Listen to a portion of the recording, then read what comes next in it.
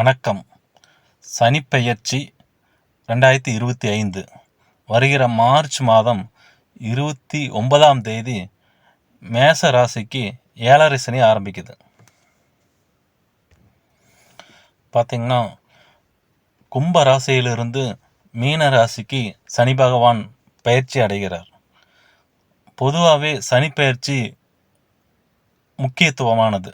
ஏன்னு கேட்டிங்கன்னா, 9 கோள்லேயே சனி கிரகம் ரொம்பவும் மெதுவான கிரகம், மெதுவாக நகரக்கூடிய கிரகம். நம்ம ஜாதகத்தில் கோச்சாரத்தில் அதிக இம்பேக்ட், அதிக தாக்கத்தை கொடுக்கக்கூடிய கிரகம் இந்த சனி கிரகம். சனி கிரகத்தை பற்றி நம்ம முழுசாக தெரிஞ்சால் தான் அந்த சனி கிரகம் நம்மளை என்ன செய்யும், நம்ம ராசிக்கு என்ன செய்யும், எந்த மாதிரியான பலன்களை செய்யும், அது எந்த மாதிரியான சாதகமற்ற பலன்களை செய்யும் என்பதை நாம் முழுசாக தெரிஞ்சுக்க முடியும். அப்படி பார்த்தீங்கன்னா, மேச ராசிக்கு 7.5 சனி ஆரம்பிக்குது. மேச ராசி பொறுத்தளவுக்கு ரொம்ப கோபக்காரங்க, ரொம்ப துடிப்பானவங்க. இன்னும் சொல்லப்போனால் மேச ராசிக்காரங்க அதிகமாக கோபமும் அதிக துடிப்போடையும் அதிகமாக ரொம்ப வீரம் மிக்கவங்க, ரொம்ப எனர்ஜியாக ஒர்க் பண்ணக்கூடியவங்க, எதையும் துணிஞ்சு செய்யக்கூடியவங்க. அவங்களோட எண்ணங்களே பார்த்தீங்கன்னா ரொம்ப வீரமாகவும் வீரியமாகவும் இருக்கும். மேச ராசியில் பிறந்தவங்களை பார்த்திங்கன்னா அதிக மருத்துவராகவும் மருத்துவ குணங்கள் கொண்டவராகவும் மெடிக்கல் ஷாப் போன்ற மருத்துவம் சார்ந்த துறைகளில் சிறந்து விளங்குறவங்களாகவும் அதிகமாக இருப்பாங்க. அதே சமயம் கட்டிடம் சார்ந்தது, கட்டிட பொருட்களை விற்பனை செய்கிறது, கட்டிடம் கட்டி வாடகைக்கு விடுவது, கட்டிடத்தை கட்டி விற்பது, இது போன்ற பொதுவான மேசராசிக்காரர்களுக்கு தன்மை இருக்கும். அந்த குணங்களோடு தான் இருப்பாங்க. அதோட பார்த்திங்கன்னா, இந்த நெருப்பில் வேலை செய்கிறது, அதிகமான ஃபாஸ்ட் ஃபுட்டு, இந்த மாதிரி கடைகளில் நெருப்பு சார்ந்த துறைகளில் இருக்கிறது அவங்களுக்கு பிடிச்ச குணம். அதுலேயும் பார்த்திங்கன்னா குறிப்பாக யூனிஃபார்ம் சர்வீஸ்ன்னு சொல்லுவோம். அதாவது மிலிட்ரி, வீரமிக்க துணிச்சல் மிக்க போலீஸு, சொல்லப்போனால் வாட்ச்மேன், காவல் காக்கிறவங்க, பொதுவாக வீரமான இடங்களில் வேலை செய்கிறவங்க, வீரமான செயல் செய்கிறவங்க, விளையாட்டுத்துறை, அதிக எனர்ஜியாக இருக்கிறவங்க மேசராசிக்காரங்க. மேசராசி கடவுள்னு பார்த்தா மேசராசிக்கு முருகப்பெருமான் ராசிநாதன். ராசிநாதன் பார்த்திங்கன்னா செவ்வாயாக வருவார். செவ்வாய் ஒரு சகோதர காரகன். நம்ம கூட பிறந்தவங்க மேலே, அக்கா மேலே, தம்பி மேலே, தங்கச்சி மேலே அதிகமாக பாசம் வைக்கிறவங்க மேசராசிக்காரங்க. அதுலேயும் குறிப்பாக பார்த்தீங்கன்னா அண்ணன் தம்பிகள் அவ்வளோ சீக்கிரம் விட்டு கொடுக்க மாட்டாங்க. அண்ணன் தம்பிக்கு ஒன்றுனா முதலாளாக போய் நிற்கிறவங்க மேசராசிக்காரங்க. மேசராசியில் பிறந்தவங்க மேக்சிமம் அதிகபட்சமாக பார்த்தீங்கன்னா முருகப்பெருமானை அதிகமாக பிடிக்கும். ஏன்னா மேசராசியான செவ்வாயின் குணங்கள் கொண்டவர் முருகப்பெருமானை வழிபடுறதுனால அவங்களுக்கு பல நன்மைகள் எப்போவுமே கிடைக்கும். அவங்களோட விருப்பமே முருகப்பெருமானை நோக்கி தான் அதிகமாக இருக்கும். முருகப்பெருமான் மட்டும் இல்லாமல் அதிகமாக ஆயுதங்கள் வைத்து இருக்கக்கூடிய கடவுள்களை அதிகமாக விரும்புவாங்க. அதுதான் மேசராசியோட குணம்.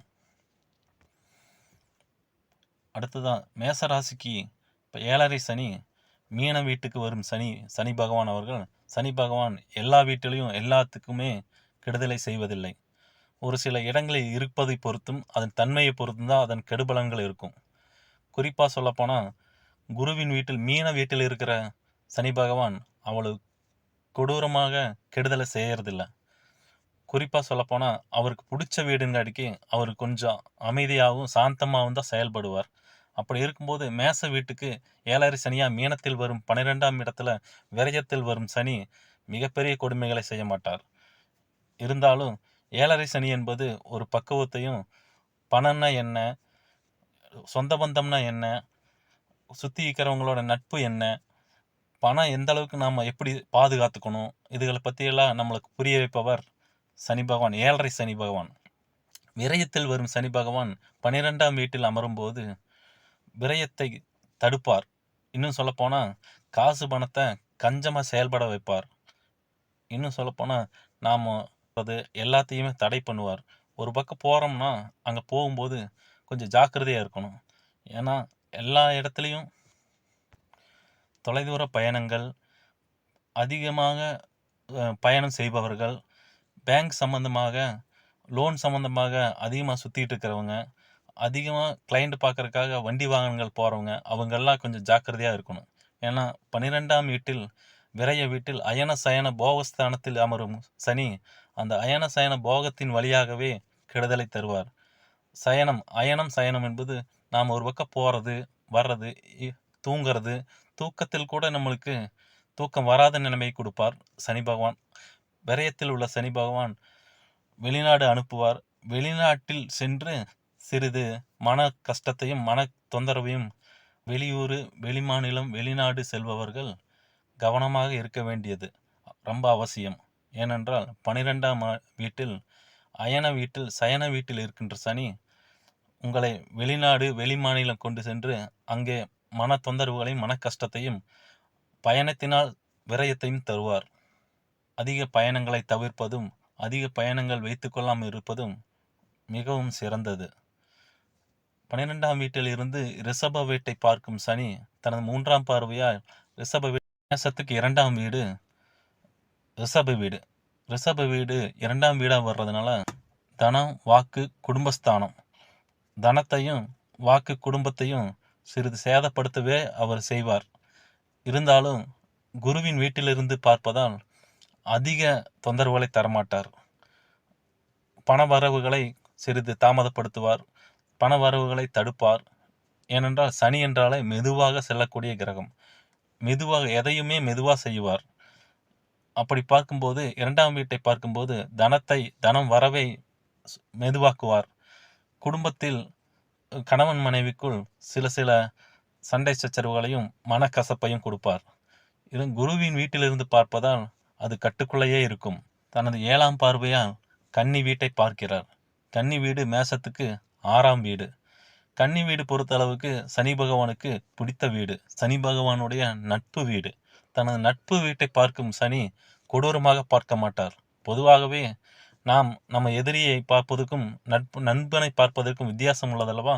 அதை போலத்தான் நண்பர் வீட்டை கொடூரமாக பார்க்க மாட்டார். வீடு எதிரியின் வீட்டை கெடுக்கிறார் என்றுதான் சொல்ல வேண்டும். அப்படியென்றால் உங்களுக்கு எதிரி அடங்கி போவார் என்றுதான் அர்த்தம். 6ஆம் வீட்டை பார்க்கும் சனி எப்போதுமே 6ஆம் வீட்டை கெடுப்பார். சனி பார்க்கும் இடத்தை கெடுப்பார் என்பதால் 6ஆம் வீட்டை கெடுப்பார். அதாவது எதிரியின் வீட்டை கெடுப்பார், எதிரியை கெடுப்பார், உங்கள் எதிரியை மனக்கலக்கத்தில் உள்ளாக்குவார். 6ஆம் வீட்டை பார்க்கும் சனி 6ஆம் வீட்டை கெடுப்பார் என்பதுதான் உண்மை. தனது 10ஆம் பார்வையால் 9ஆம் வீட்டை பார்ப்பார். 9ஆம் வீடு தனுசு வீடு. பொதுவாக குருவின் வீட்டிலிருந்து குருவின் வீட்டை பார்க்கும் சனி கொடூரங்களை குறைத்தே பார்ப்பார். தனது கொடூர பார்வையை குறைத்து கொண்டுதான் பார்ப்பார். சொல்லப்போனால் 9ஆம் வீட்டை நாசப்படுத்த மாட்டார், சேதப்படுத்துவார். சேதப்படுத்துவதற்கும் நாசப்படுத்துவதற்கும் நிறைய வித்தியாசங்கள் உள்ளன. அதாவது 9ஆம் வீட்டை 10ஆம் பார்வையாக பார்க்கும் சனி கஷ்டத்தையும், தந்தை வழி உறவினர்கள், தந்தை கொடுத்த சொத்து, தந்தை வழி ஆகியவற்றில் சிறிது மன கஷ்டத்தை கொடுப்பார்.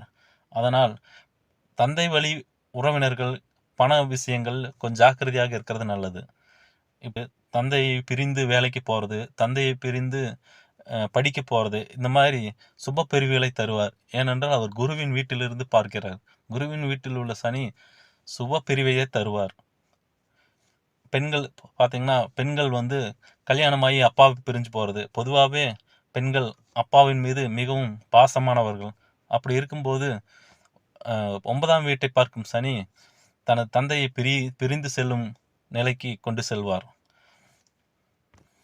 குருவின் 9வது வீடு பண வீடு, தன வீடு, பாக்கிய வீடு. பாக்கியங்களை சிறிது தாமதப்படுத்துவார். பாக்கியம் என்பது குழந்தை பிறப்பது, சொத்துக்கள் வாங்குவது, ஏன் நமது மகிழ்ச்சி, சந்தோஷம் இவை அனைத்தையும் கூட தாமதப்படுத்துவார். இருப்பினும் 7.5 சனி என்பது சிறிது சிறிதான துன்பங்களையும் சிறிது சிறிதான அனுபவத்தையும் தருவார். அப்படி பார்க்கும்போது இந்த அனுபவத்தை கூட தாங்க முடியாதவர்களும் இருப்பார்கள். தனது பிறந்த ஜாதகத்தில் மிகவும் மோசமான தசாபுத்திகள் நடக்கும்போது 6, 8 தசாபுத்திகள் நடக்கும்போது சிலது கடுமையான விஷயங்கள் நடக்கத்தான் செய்யும். தனது 7.5 சனியில் சனி பகவான் அவர்கள் நல்ல அனுபவத்தையும் நல்ல பாடத்தையும் தருவார். மேச ராசியில் அஸ்வினி நட்சத்திரம் 4 பாதங்களும், பரணி நட்சத்திரம் 4 பாதங்களும், கார்த்திகை நட்சத்திரம் முதல் பாதமும் வருகிறது. அஸ்வினி நட்சத்திரத்தில் பிறந்தவர்கள் திருத்துறைப்பூண்டியில் வீற்றிருக்கும் மருந்தீஸ்வரர் கோயிலில் வழிபட்டு வந்தால் அஸ்வினி நட்சத்திரக்காரர்களுக்கு துன்பங்கள் குறையும். பரணி நட்சத்திரத்தில் பிறந்தவர்கள் நாகப்பட்டினத்தில் அமர்ந்துள்ள அக்னீஸ்வரர் திருத்தலம் சென்று அக்னீஸ்வரனை வணங்கி வந்தால் துன்பங்கள் குறையும். கார்த்திகை நட்சத்திரத்தில் பிறந்தவர்கள் நாகை மாவட்டம் காத்தா நாகேஸ்வரர் கோயிலை வழிபட்டு வந்தால் துன்பங்கள் குறைவாக இருக்கும்.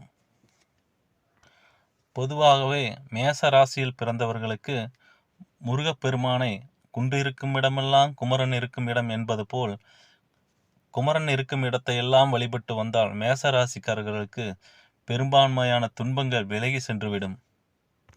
பொதுவாகவே மேச ராசிக்காரர்கள் இன்னும் 7.5 ஆண்டுகளுக்கு, குறிப்பாக இன்னும் 5 ஆண்டுகளுக்கு புதிய முயற்சிகளை பெரும்பான்மை தவிர்ப்பதே நல்லது. பெரும்பான்மையாக புதிய முயற்சிகளை தவிர்ப்பதால் பெரிய கஷ்டங்களையும் பெரிய துன்பங்களையும் பெரிய மன வருத்தங்களையும் தவிர்த்து கொள்ளலாம்.